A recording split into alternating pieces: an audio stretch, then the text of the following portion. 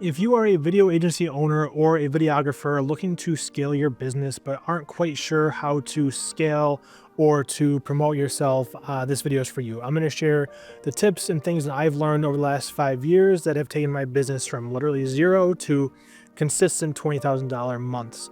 So let's get into it. So I recently got a question from somebody who said they just went full-time in their business, which is awesome, but now they're looking for ways to promote themselves and grow their business and actually make sure that the full-time is the right call. So I'll start by saying I hate networking events. I fucking can't stand them. Like the idea of going into a room where everybody has their own little business and they're really there just to try to see if anybody else there is a good customer, I can't stand. I've done them. I've done the BNIs, which works for some people. It did not work for me. I'm not a morning person. I don't like that I had to send a proxy or have a certain amount of referrals. That just felt weird to me. And at the time, I didn't have much to refer. I couldn't give the group anything back. And plus, I'm not going to refer somebody, one of my friends, to someone in my BNI group without knowing if they're good or not, just because they're in the BNI group. So that didn't work for me. Networking events can have value if everybody there is there to really network and not to like weirdly prospect. And what I realized with a lot of networking groups is the decision makers usually aren't there.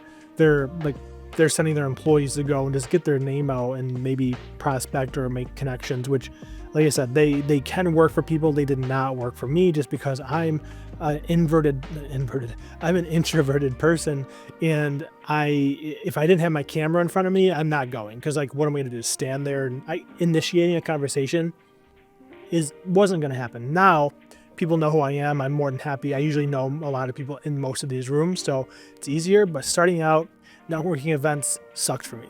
One of the biggest tips I have is, if we're trying to help businesses promote themselves with the use of video and what we do, then we should be doing that too. So whatever you're going to coach any of your target audience on, you should be doing. So if you're saying, hey, you should be posting consistently on Instagram and making video content on socials, you should be doing that, because no one wants to be the fat personal trainer. So you have to be taking your own medicine first before you can tell other people to do that. And it's a great way to test and figure out what works without the stress of a client saying, what are we paying for? We're not getting results. Be your own guinea pig, make the content, get out to where you're telling your clients to get out to, and start there. And I guess secondly is knowing who you're trying to attract. I think it's a really good idea to have maybe not a tight niche, but understand a few segments of people that you want to be able to attract and to talk to be ideal clients. And that way you're able to know who you're talking to. You can craft your messaging to be on point with whatever they might be struggling with. And you also know where they're at. If it's your B2B SaaS companies, you're going to want to make content for LinkedIn. If you're trying to work with, what the fuck do they call them? What do they call those businesses? I don't know. Fucking, what do they call these businesses? And if it's like a product-based business where they're selling products to consumers, you're going to want to be more of like a social. They're going to probably be spending most of their time on TikTok, Instagram, stuff like that. So you have to know who you're talking to, where they're spending their time, and their problems, and how you solve them. And then you have to be able to communicate that through your content. The other thing that I did that I think really helped my business, and I recommend it to any business, even if you're not a videographer, you don't have the ability to do this, you should hire a company to do this for you, is start a podcast.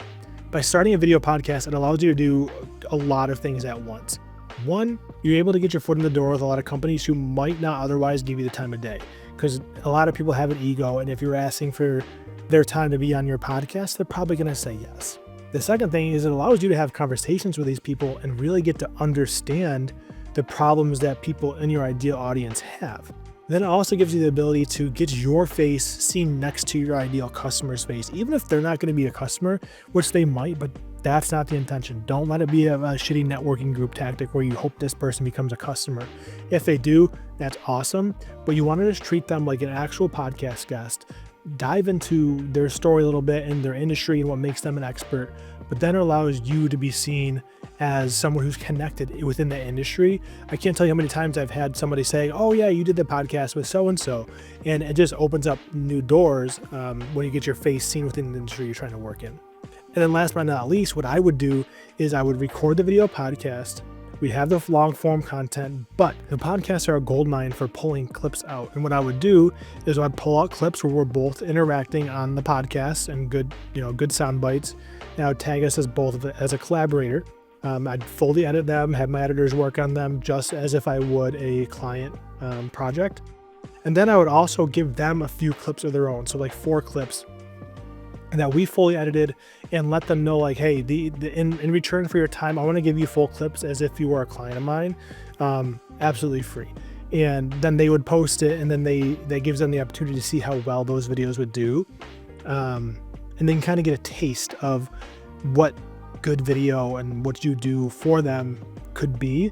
And a lot of times people would say like, hey, how much would it cost for us to do this on a regular basis? And another thing that kind of just popped up that I thought of is when I was first starting for maybe 2 years, I would have creative partnerships or strategic partnerships with adjacent industries who didn't offer video. So I made a connection with a photographer, with a social media agency who did their own thing really well, but they didn't have high quality video. And I said, hey, can we work together to maybe come up with a package to work in video with what you're doing? And that proved to be really beneficial for me, because you are getting some work because you need money to kind of survive, but it also allows you to network with those people, because the people, if the people you're partnering with are a high-end service as well, that means that their clientele is already kind of vetted, and they're spending money on things that are similar to what you do. They don't have anybody filling that need of video yet. So that really worked out for me. And then a lot of those people just become separate clients, and you can either have like a kickback referral fee or something like that. But what we did is we just created some packages that involved me, and then if the client wanted to work with me on the back end of things, that was great. So those are a few ways that I have found to be really successful in promoting my video business. In order of importance, I would say strategic partnerships, podcasts, social media content, usually from those podcasts, and then networking groups. I don't honestly think I made anything from a networking group, so I'll probably never do them again unless they are a paid networking group, because everybody has skin in the game and it's a lot different on their environment there. But yeah, so I hope this helped in some way. If you have any questions on how to scale your video business, please let me know in the comments. Connect with me on Instagram. Let me know. I honestly don't even know why I'm making this content. I just want to help people, because I know what it's like to be sitting there wondering where the next dollar is going to come, and want to be able to, we're valuable. Creatives are valuable people, and I want you to be valuable as well. So let me know, subscribe if you like this video, and I'll talk to you in the next one.